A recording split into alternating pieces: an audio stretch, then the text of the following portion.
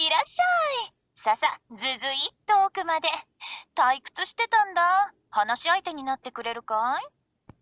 Good day, free-to-play masters. This is Shreds, better known as Kuya Joe, and welcome to my servant review, where I use the servants I pulled or from the support list, and then make a guide based on my experience with the servant, as well as other ways to fully utilize them in strats, teams, or CEs.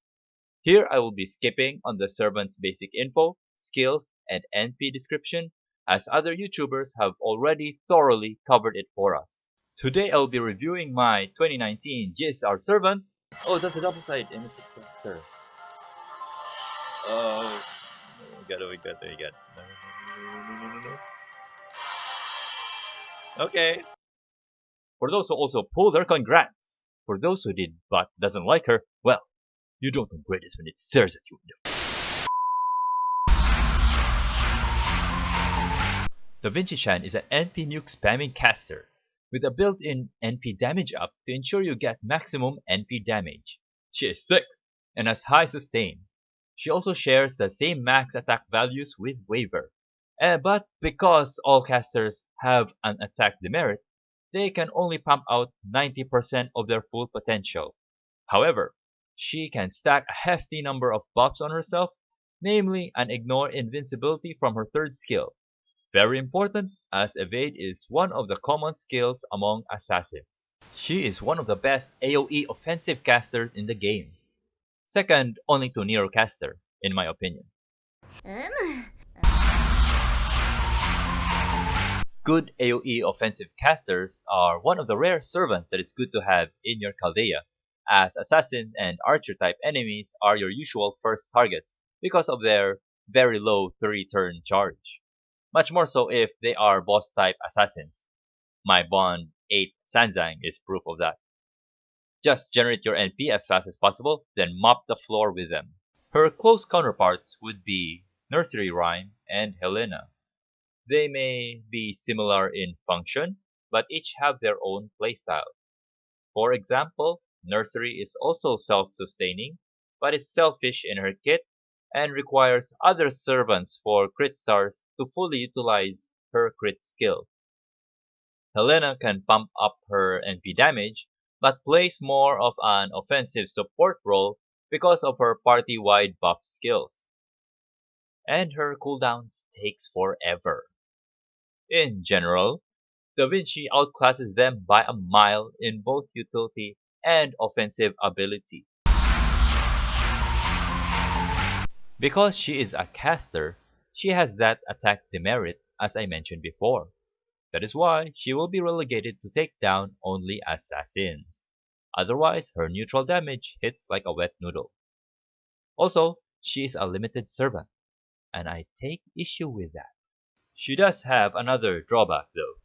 I found that her different buffs are all mixed up, and the game does a poor job in informing you the different buffs her skill has.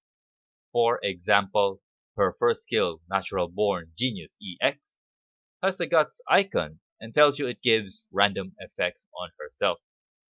Not to be confused by another skill that has the exact same description, Imperial Privilege. Pop out the skill whenever your NP is ready. It has the NP plus damage attached to it, but because of that, you will often forget it also has a defense up buff attached to it. Also, those two buffs comes at an 85% chance to activate. My suggestion would be, it would have been better if the defense up is swapped with the second skill's NP charge per turn. That way, every buff in Golden Rule will synergize everything about Davinci being thick, while Natural Born Genius will continue the NP generation train the turn after you fire Umo Universale. Her third skill, don't swap anything from that. Moving Ignore Invincibility into her first skill is now greedy. Sometimes the enemy will pop out Evade when you still don't have your NP. A skill that requires a little thinking and proper timing is good for you. Now, do I recommend lures on Davinci? Yes, on her first and third skill. for that max NP damage, some tankiness, and that sweet plus 50% NP generation. Not only that, but she can get 100% at turn 1 if you manage to crit with her arts card. Her third skill also gives 10% stars at all levels, and full buffs from waiver. For her second skill, you can leave it at 1, or 6 to 8, as it gives plus 10% NP charge for 3 turns at all levels. But if you want her to be more tanky and self-sustaining, drop a lore there as well. Why not? Because of the caster demerit, her attacks doesn't hit as hard as it should.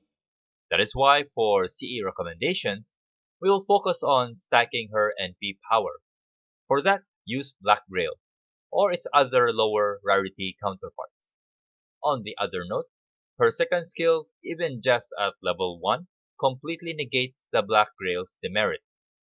Her goal is to wipe out assassin teams before they can release their ultimate or NP. For longer matches, such as facing 100 assassins, use Prisma Cosmos or other NP generating CEs, where this time we are looking for quantity over quality.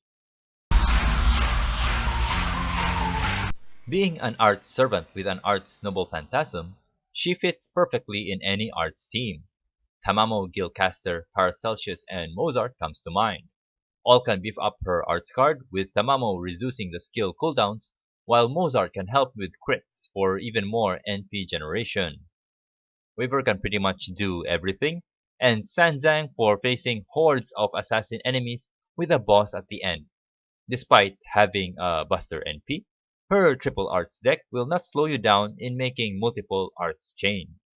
Against mixed bag of enemies, there are Nero Bride, Lancelot, and Chevalier for your sabers, Chloe, Orion, and Squirturia for archers, Mordred Rider, Ozzy for riders, as Ozzy can guarantee her buff from her first skill, and a great anti-caster overall.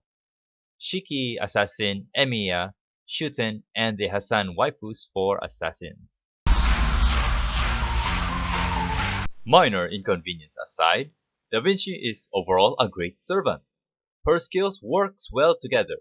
She stacks a number of buffs on herself, making her thick, and is voiced by the legendary. ふざけんじゃないっての She does an excellent job in wiping out assassins, and does what she knows best, putting you on death.